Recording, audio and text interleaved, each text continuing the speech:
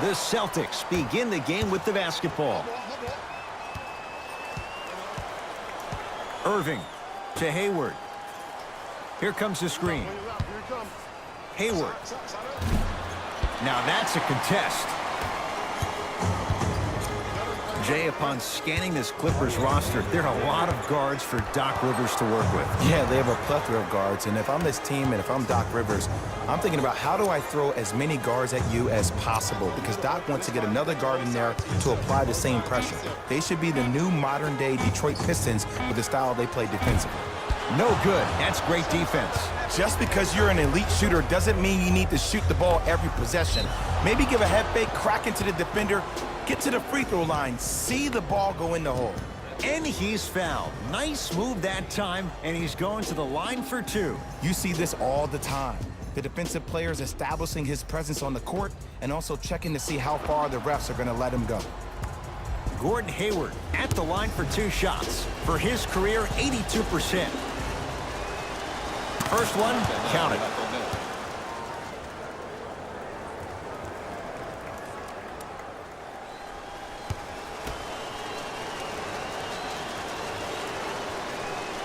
And he makes them both. Good shot.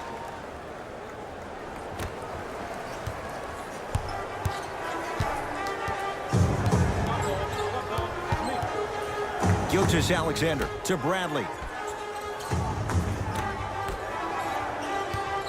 Oh, he had him there for a second. Harris to Gortat.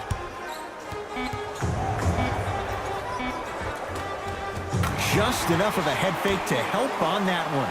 Learn from that. You got to be a step ahead of the offensive player. Know that fake is coming again later. Irving to Horford.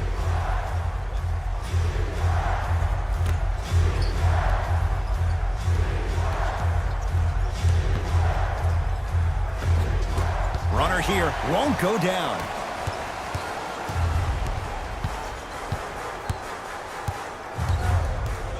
Harris to Bradley.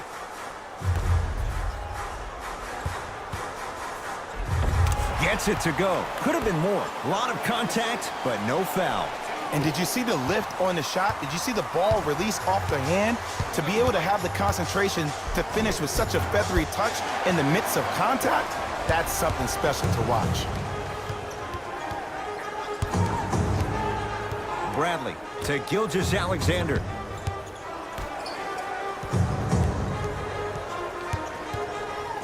Swings it. Lets it fly from long range. No good. The follow won't go either. Into the front court, it's Irving. Down just a couple. Hayward. They have to keep him in their grasp. Ooh, that confidence level is so superior. Whenever you start jogging back on defense before the ball even goes through the net, that speaks for itself. Gilgeous-Alexander to Bradley. Has a chance. Avery Bradley missed his first. That one goes. The pro game has really come down to PNRs. Let's see how the defense adjusts.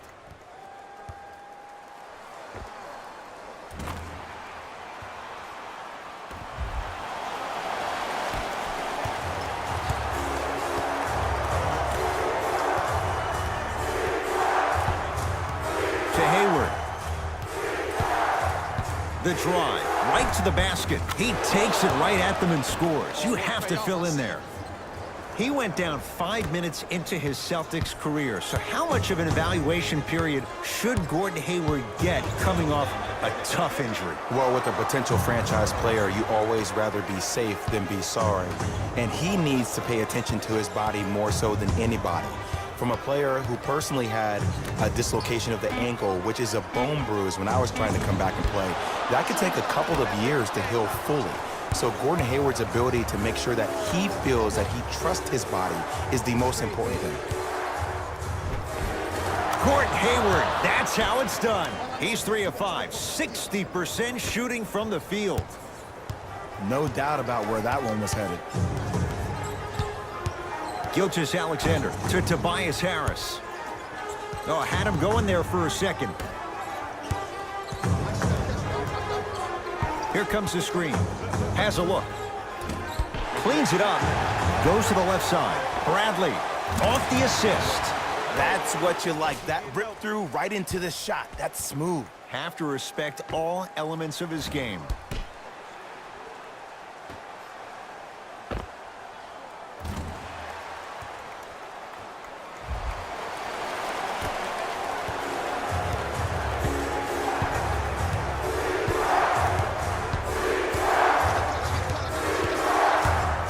Curling inside. Yes, and the foul. And a chance at 3 coming up. The offense has very little to lose on those type of plays if they know they can, number 1, create contact, and number 2, still get the ball up. You need to assert yourself fully on the defensive end by initiating the contact and not allowing the offensive player to get that ball above his waist. Gordon Hayward trying to cash in on a 3-point play. Hasn't missed yet.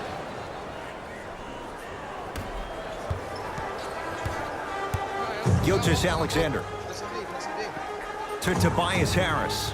Screen coming. Harris. And he hits. I know this is going to sound crazy, but it's so hard to guard a bad shooter. Their form throws your pace off on how you defend it. Sometimes there's nothing you can do. A lot of contact, no whistle. But you can't just be a one-dimensional player. I know you're probably frustrated by me even saying that, but when you don't even give the option to pass the ball by utilizing some head fakes or ball fakes here and there, you save the defender by keeping them on their toes with the element of surprise. Brown into the front court. It's 12-10. Shot from the lane won't go. It's the Clippers with the possession now. Fires the 3. Rebound Horford. Here's Irving into the front court. He'll run the offense. The monster stuff. Jay, they've had no answer for this guy. He's been on fire this first quarter. That's the way you take it right to your opponent. You attack right out of the gate. I got ball. Gilgeous Alexander to Bradley. Can't miss those. To Tobias Harris. Here comes the screen. Harris. To Gilgeous Alexander. Right. The jumper's off the mark. Kyrie across the timeline. 14-10 to score. To Hayward. Driving right to the basket. Short jumper off the mark. To Gilgeous Alexander. And scores. I remember being on the set of ESPN on draft night when the Clippers got both Jerome Robinson and Shai Gilgeous-Alexander. And I was on the set with Patrick Beverley, and I remember asking PB, so what does this mean for your franchise that you drafted 2 guards? He looked me right in the eye, and only the way PB could, and said that means they have to get in where they fit in, and they have to work for everything on this team. So safe to say, Shai has all the talent in the world, but he's going to learn how to work for it. Goes reverse to lay it in. You feel that? I see the confidence building. Kyrie with the rock.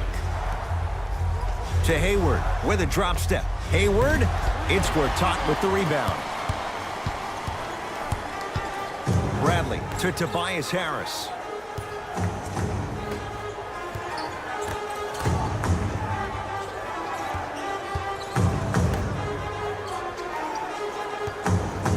Lets it fly from beyond the arc. Harris always looking to create a shot, even ones like those. Even though the coach initially may not like that shot, now he's clapping because that ball went in.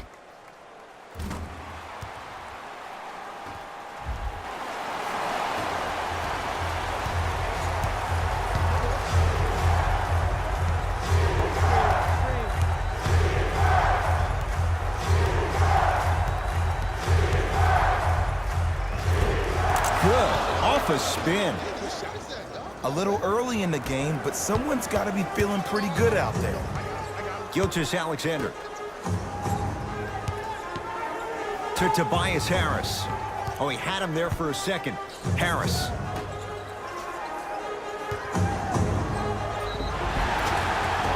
Yes, and a foul. He'll have a chance at a 3-point play. So many times we get on the defender for quote-unquote letting the offensive player score on an and one.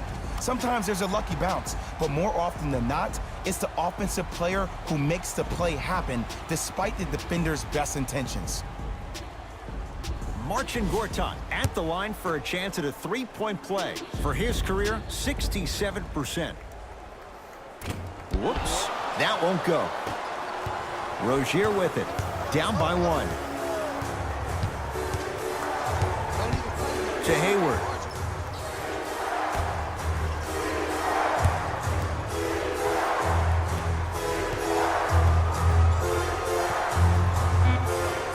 Boston with 4 to shoot to Rozier. Going to launch beyond the arc. His first effort off the mark.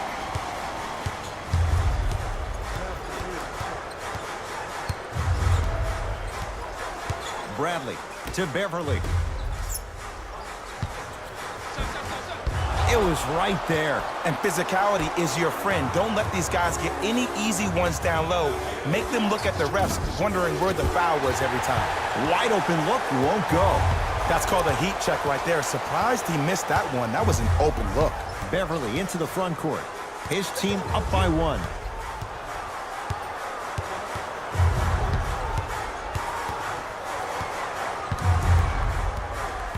To Williams. Beyond the arc for 3. And Lou Williams buries the 3 with a hand in his face. And the three-point shot of the offense applies so much pressure on the defense, you can no longer build your teams inside out. The new way, you build your team outside in. Hayward to Rozier.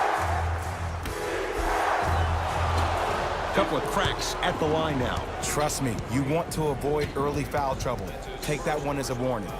Gordon Hayward has got 2 shots coming. He's perfect from the line so far.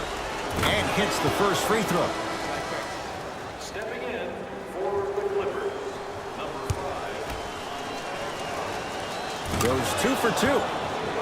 For the Boston Celtics, number 13, Marcus Morris. Beverly into the front court. 2-point advantage. To Bradley. A bad pass, and the Celtics have it. From the painted area, won't go down. To Bradley. Won't go. And that's next level defense. The defender took away the pocket space of the shooter. Now, as a shooter, they shoot hundreds of shots each and every day from that pocket with consistency. Now you force them to change the angle or the positioning of that pocket, you're going to lower the chances of them making that shot. To Hayward.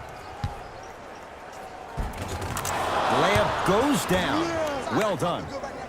Tie ball game so far. Neither one of these teams really able to pull ahead. Might be time to put the bench players in the game, and let's see who could differentiate themselves.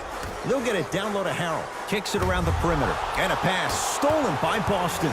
Pick up that sense of urgency. Here's a chance to break the tie. Marcus Smart, good touch. That's it? That's all the celebration I get? I wanted to see a little bit more off that one. Beverly.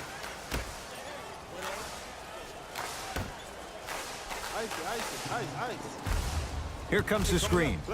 Oh, had him going there for a second. That's toughness right there. Physical inside, gets it to go. Sometimes you hear people give all these fancy breakdowns, tell you all these different things they can do. That was just plain old simple bully basketball. Muscled his way through the lane. Jumper's good. And when he gets going, he is automatic from that position on the floor. And they'll take that any day of the week. Beverly into the front court. Down 2.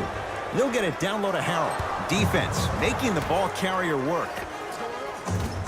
Deep 2 there, won't go. Across the timeline, it's Rozier. Exactly a minute to go here in the opening quarter.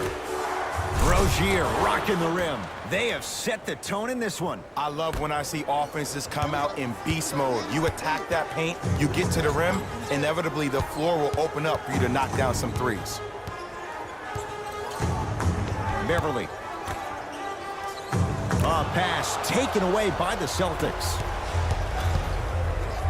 Oh, emphatic slam. That's what I'm talking about. Nice finish. It's all business. LA Clippers with the basketball. To Bradley. 4-3. shot off the mark. Good defense. And look, sometimes you don't have it going every single night. Maybe utilize yourself as a decoy and get some teammates involved with your passing. The pass set it all up. I'm not sure that wasn't an offensive foul, but take it when you can get it. Knocked loose.